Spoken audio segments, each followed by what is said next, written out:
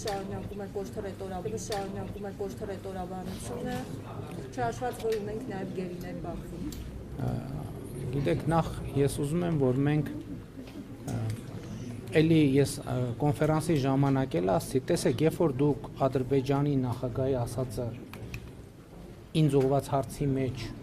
դնելով սխալ եք ձևակերպում, արդեն իսկ իմ ցանկացած պատասխան սխալ է, քանի դեռ հարցի բազան չի ճշտվել։ Հիմա ես ճշտեմ հարցի բազան։ Ադրբեջանի նախագահը ասել է, որ ցարական ժամանակների քարտեզի մեջ Սևան չի եղել, ուրիշ անուն է եղել։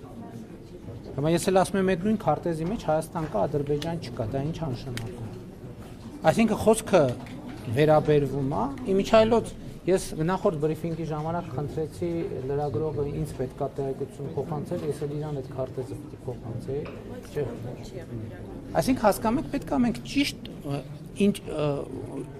հարցը ճիշտ պետքա ձևակերպենք, որպես պատասխանը ճիշտ լինի։ Հիմա Ադրբեջանի նախագահն ասել է, չգիտեմ, որ թվի քարտեզում Սևան չի գրած է ուրիշ անուն։ Եվ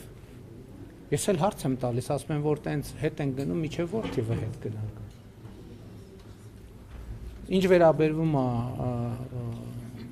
անազատության մեջ, գերության մեջ գտնվող մեր հայրենակիցներին, այդ հարցի պատասխանն էլ ունեք, դա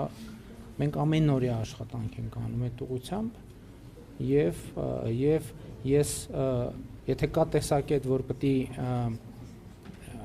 այդ խնդիրը լուծվի, որ խաղաղության հարցը լուծվի, ես էլ ասում եմ, ինչքան բարենպաստ լինի միջավայրը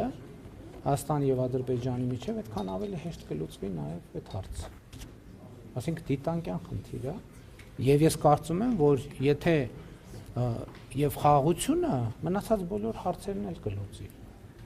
Շատ հարցեր կլուծի։ Այսինքն այն անկալումը, թե մենք պետքա բոլոր հարցերը լուծենք, հետո նոր լինի խաղաղություն, խաղաղության համաձայնագիրը, կարծում եմ, այդտեղ էլ բացարձակ չի։ Այսինքն դա process է, կենթանի process է, հիմա էդ էլ ճիշտ չի ասել, այ այսպես պետք է անենք, այդպես, որովհետև եթե այդ տրամաբանությամբ առաջնորդվենք, այս կետին չէինք հասնի։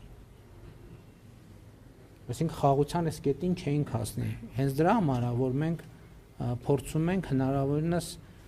հնարավորինս ճկուն մոտեցումներ ցուցաբերենք, այնպիսի ճկուն մոտեցումներ, որ տվյալ պահին մաքսիմալ համապատասխանում են Հայաստանի պետական շահերին։